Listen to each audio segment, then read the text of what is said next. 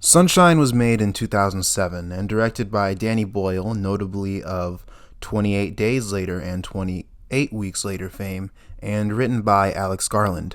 The movie is about a crew of scientists who are sent to deliver a bomb the size of Manhattan to reignite a dying sun in order to save humanity from a new ice age.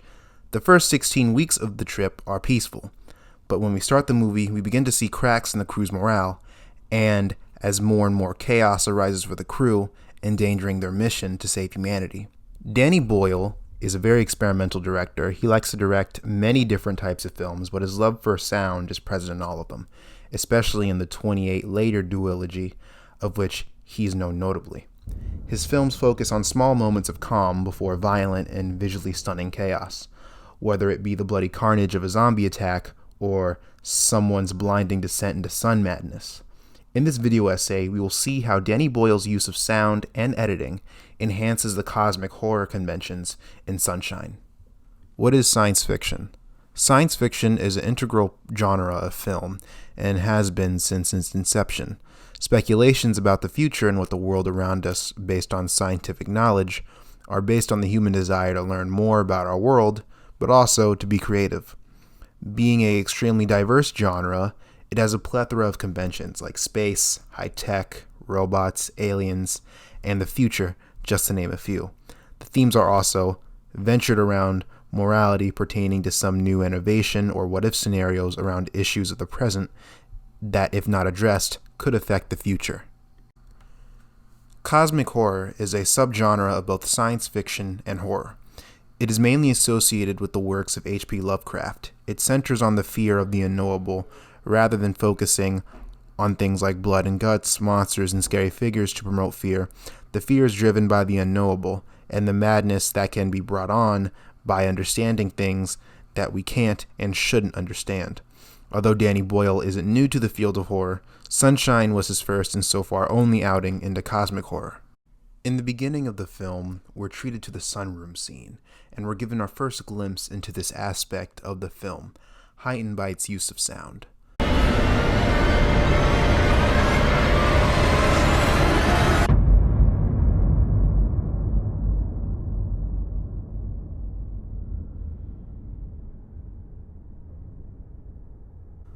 Blaring, violent sound, just like that of the sun's surface and movement, is our opening to this scene. Then suddenly, calm, the mechanical ambience of the ship. The low volume puts the focus on the diegetic sounds of Dr. Sorrell and his orders to the computer. And then when he lowers the binders again, sudden music.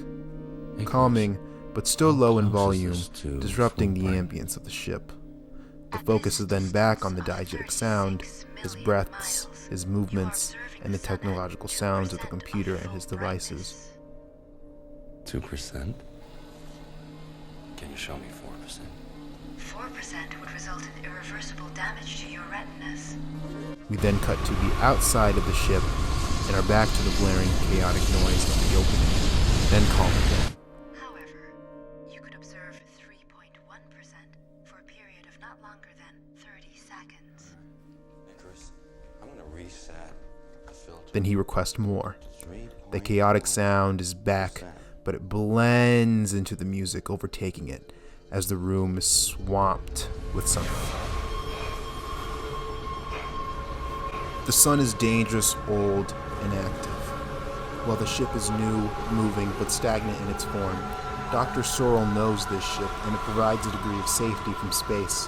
However, he seeks something more from this, and perhaps symbolically, when the scene is flushed with the sun's light towards the end, as the viewing room is stretched to its safety limit, symbolically inviting chaos not only into his mind, but also into the ship.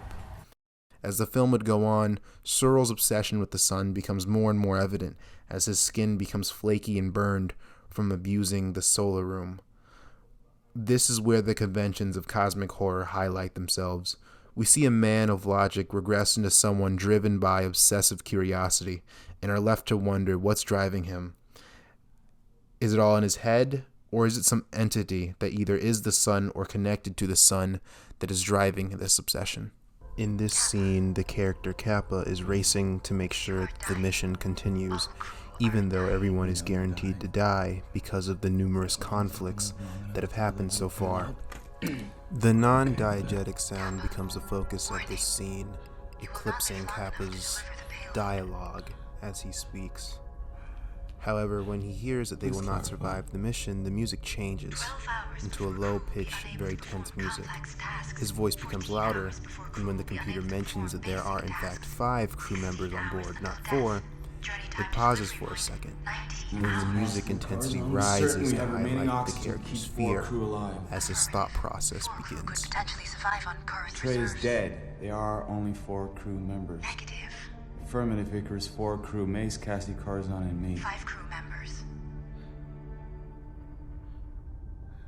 As the scene progresses, the editing complements the tense feeling of the music. We get closer and closer to the character's face, seeing his expressions as he realizes that there's something on the ship that's not supposed to be there. The camera peeks out from behind an object, partially obscuring the character, shifting in and out, as if we're taking the viewpoint of the intruder.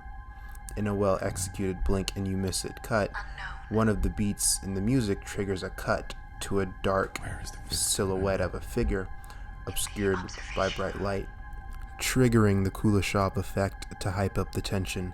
The Kuleshov effect is when viewers get meaning from the interaction of 2 shots back to back rather than just a single shot by itself. That flash creates an unknown boogeyman in our heads, similar to what the character is going through as he thinks about the unknown being on the ship. Boyle is no stranger to horror, especially when it comes to giving people time to breathe in between scenes of peace and then scenes of chaos.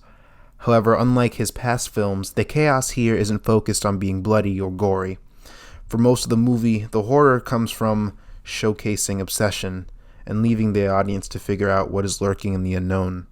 Cosmic horror is a rare genre that is done well in film, and I believe Sunshine is a very underrated part of this genre, as the film is brave to break convention by having a bittersweet ending. All the main characters are dead, yes, but they secured a future for all life on Earth. It's very different than the usually very bleak aspects of cosmic horror. We see how Danny Boyle's use of sound and editing enhances the cosmic horror conventions in Sunshine. Through sound, he showcased the thin veil between safety and known, and the violent and unknown. And through editing, he's given us the small seeds to brew our own terrors in our minds.